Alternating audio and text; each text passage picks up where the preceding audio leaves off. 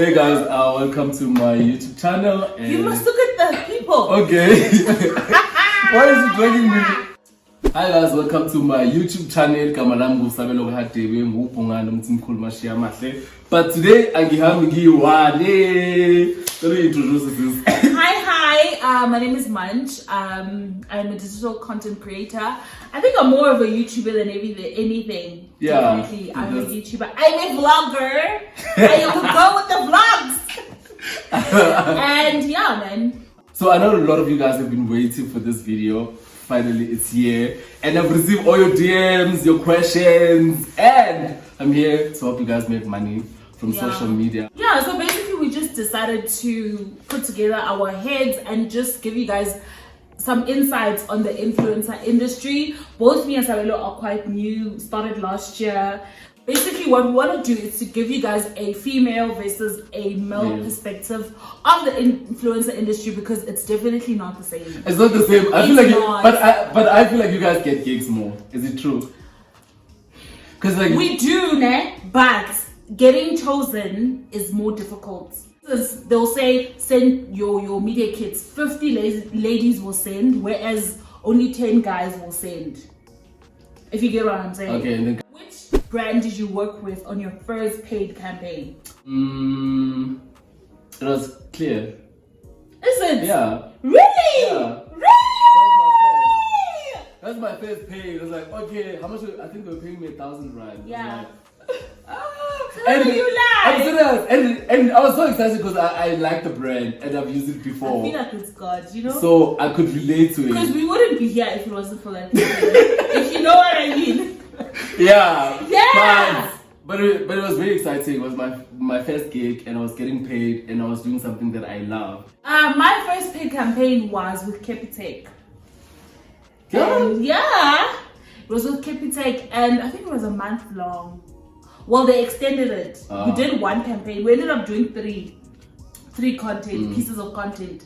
But yeah, it was Capitec, then it was Clear. What I think on my side, when you start being an influencer, I always suggest that you take trade exchange. Yeah, trade exchange. Definitely. Because it really exposes you to give you the gig, also manages other brands. So they want to see so like they want to see how you work, your work ethic and your creativity comes, into place and stuff like that. So, because I've met people who say I don't do trade exchange because it doesn't pay and I'm not doing that. But I always suggest that you do that. You know what? I've got a different take on it. Yeah. I definitely feel like it just depends on where you are in your life and what kind of equipment you have. Because I do know people who, before they actually started positioning themselves as content creators, they like build their equipment. So this person went to buy a camera, a ring light, all of that. They've got amazing equipment, and they feel like they're not going to do it for free. And I feel like as much as we say that you can help build your profile and stuff like that, but if already you have created a good Instagram that if you are looking at the page, you can read the message, then by all means, you don't need to do that. It's good so that when you do have a media kit, when you create your media kit, you can say, I've worked with this brand and this brand and this brand. But I know people who started off the get-go and they're like, I'm not taking anything for free.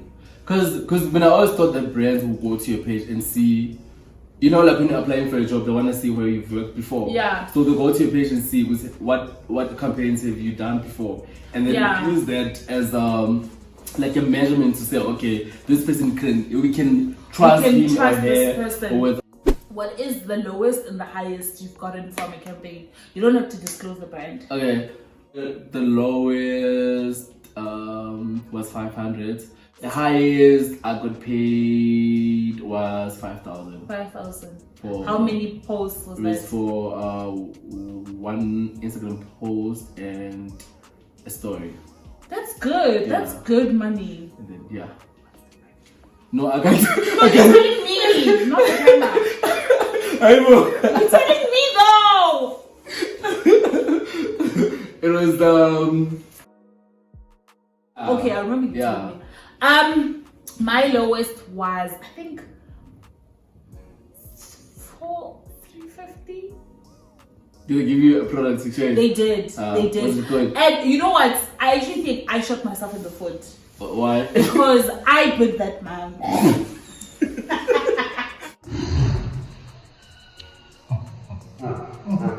Do not undercharge.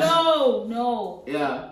Like it was new. I didn't know. It was the first time using humans. Also, you were just like excited with I'm tight. Let me at least have my pass.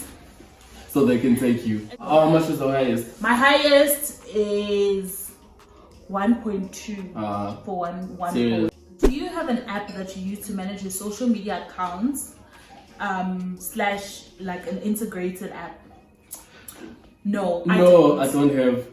You just go on each app and manage it. Yeah, I just go on each app and read comments, post. I don't use any apps. I believe in organic content. Yeah. Do you even have to approach brands, or do you wait for them to approach you? I think both.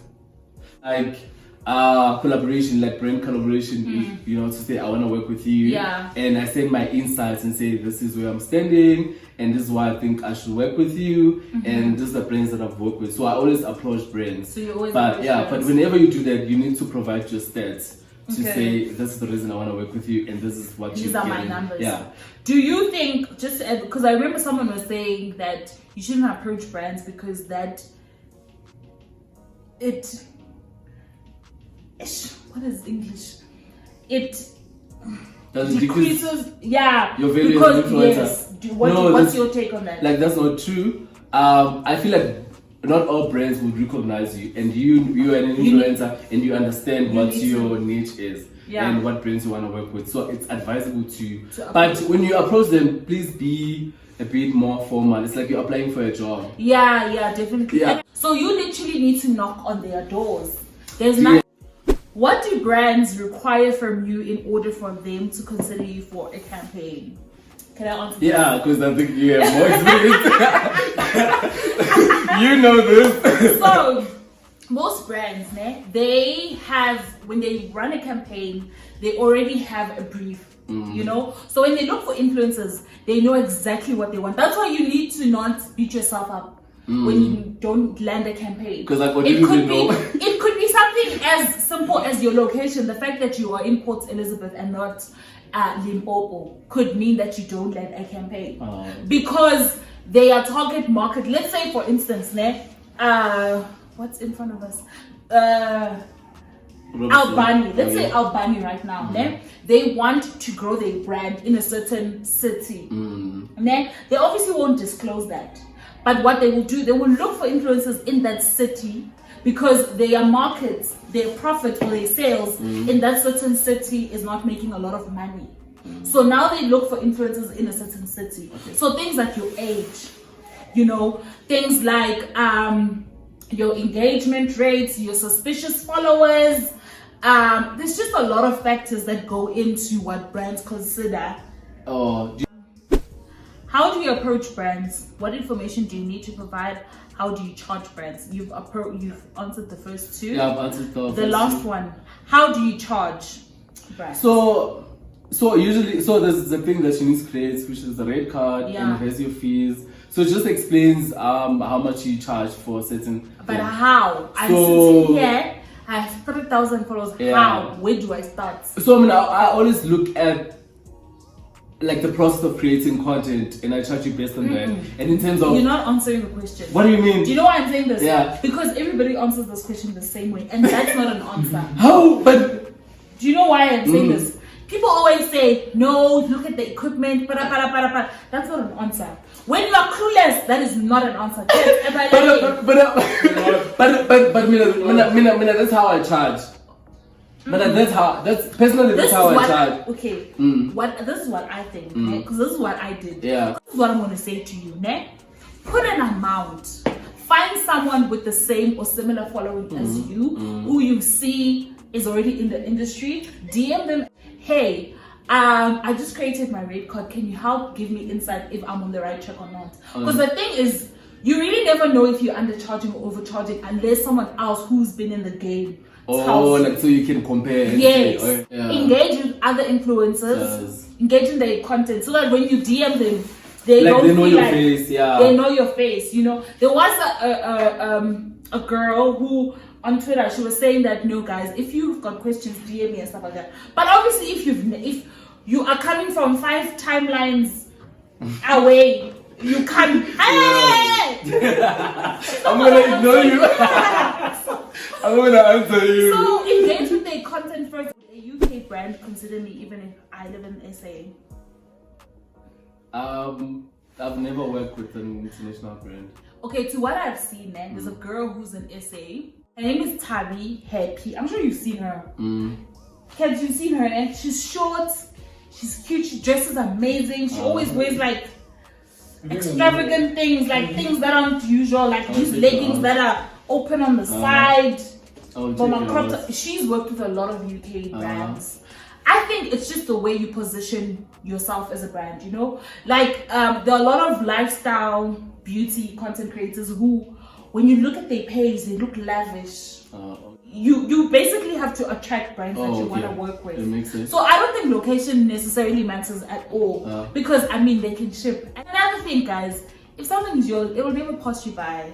Yeah, really? It will never pass you by. That. And the sooner you realize that certain things are seasonal, the sooner you can move on with life. Okay. Do your number of followers count in order for someone to get a campaign? Yes and no. When a brand puts together like a brief, they either want engagement or impressions or both. Yeah. So if obviously someone with a lower follower count has better engagement, so if that's what they want, and then obviously they'll take you. Exactly. But on my side, I feel like you don't really need a lot of followers. Not necessary, but you know, if you have them, it's okay. Because I feel like people who have a lot of followers, the engagement drops. It's really low. Yeah, definitely drops. So it depends on the company objective, because what exactly do they want. And you really never know what brands look for. You can never know unless you are there with them, you know? So you just really need to remain authentic. Also, what do you think is the biggest thing we do, content creators, that makes brands maybe not want to work with us, small numbers and big? I don't think I understand that. What do we do? What turns brands off? I think if you what do we do that make if you are really not consistent in your page, I feel like, you know, your page is your brand and it represents who you are and what you do. So it needs to tell. Your Instagram needs to tell a story. You know, when a person from marketing looks at your page, they're like, okay, I want to work with this person because of this and this and this. Yeah. So pretty simple. What do you think? It gets in off. You know what the thing is, man? People don't realize that brands are human beings, just like me and you. Yeah. And brands, let's say I was in charge of a campaign. If I have beef, that's why you don't beat yourself up about certain things. If you don't get a campaign, you don't get it. You will never know who's behind it. Maybe that person has beef with you because you dated their ex-boyfriend. And you know what I've realized, brands are always listening. So whatever they're always listening, they're always watching. So brand managers have 250 followers. And 10 followers. So whatever that you 10 followers, I'm serious. So whatever that you say on social media is very important. And how you represent yourself as a brand. And don't like bend bridges, like, you know, that's what, you know, build relationships with people. With people. I think, like, you know, there are people who are influencers, but they only post. You know what makes brand bad?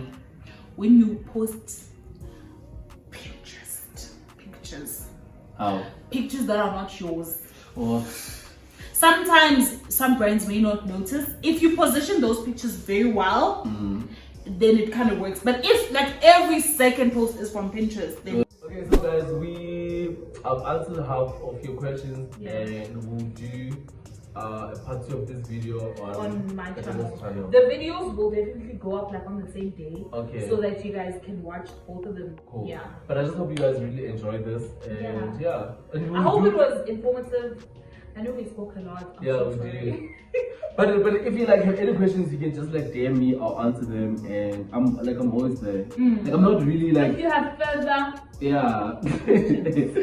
Watch the video. First. With a notebook. Yes. And do notes. Yeah. Okay, cool. But we'll definitely do more collaborations. Because I'm really like not a YouTube person. This guy, guys, he's so late. It's not like I'm lazy. I just sometimes I don't like videos because I don't like talking. So that's my issue. It's how you don't have to talk. You don't have to talk. On the videos I want you to make, you don't have to talk. Okay, but you'll help me. Someone, you know, to be better, then why not? Yeah. And Twitter people, thank you. I got a lot of questions from Twitter. Yeah, you did. Yeah, you did. Thank you. Thank you guys. Okay, bye. Bye. Okay.